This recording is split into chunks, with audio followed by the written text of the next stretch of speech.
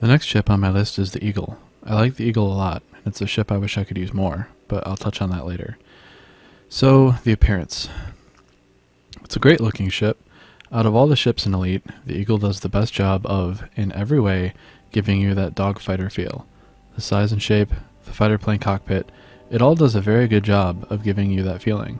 It looks fast, and even though it's small, it somehow manages to convey a certain amount of authority and threat. Inside, the dogfighter feel is echoed strongly in the cockpit. It's small, with a great field of view, and in terms of material and design, it's exceptional as well. This sort of design is typical of Core Dynamics, and it looks good, high-tech, and futuristic. The sounds this ship make are excellent as well.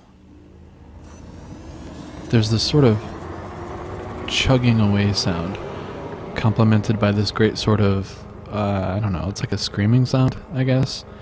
And that scream sound is echoed in the boost. It's one of my favorite boost sounds in the game. As you're flying, you will notice the ship is fairly fast and very maneuverable. It's good about going where you want to go when you want to get there. It is one of the most maneuverable ships in the game, which is good because you can't really take a lot of hits, which takes us to some stats. So I'll see you at the outfit screen. So now I'm going to go over some numbers and some of the modules. To buy this ship, it'll cost 44,800 credits. It'll have a stock speed of 239 meters per second and a boost of 249 meters per second. The maneuverability is 7 out of 10, and it has a jump range of 8.47 light years, and it comes with 78 megajoules of shields and 72 armor.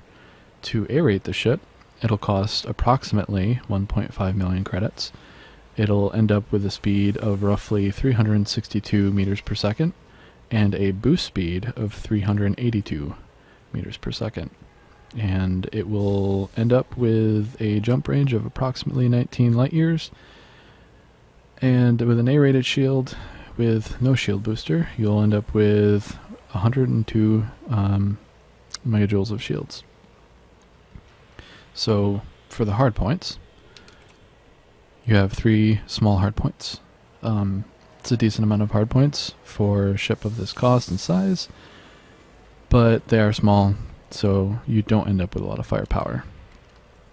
For utility mounts, you have 1 utility slot, which most people I would think would recommend that you fit with chaff.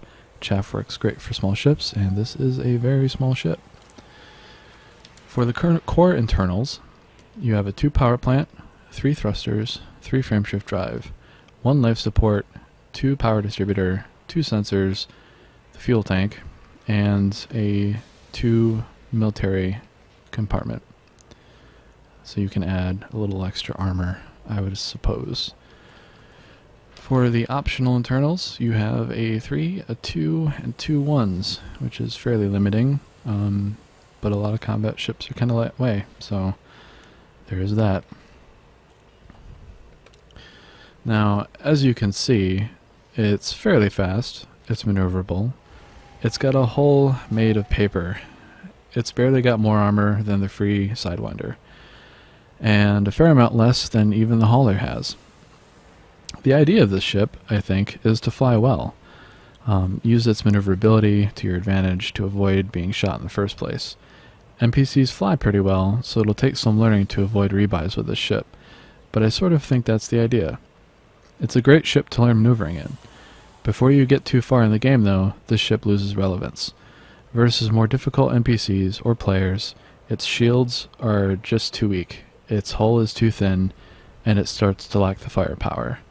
There are some really interesting things you can do with engineering that can make this ship perform at basically any level, but it requires a good pilot, a very different flying style, and some good mods.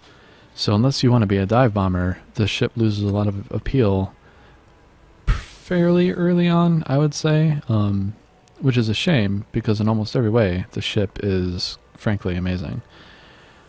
Combat is what this ship is made for, and the optional internals reflect that. Your options here are limited.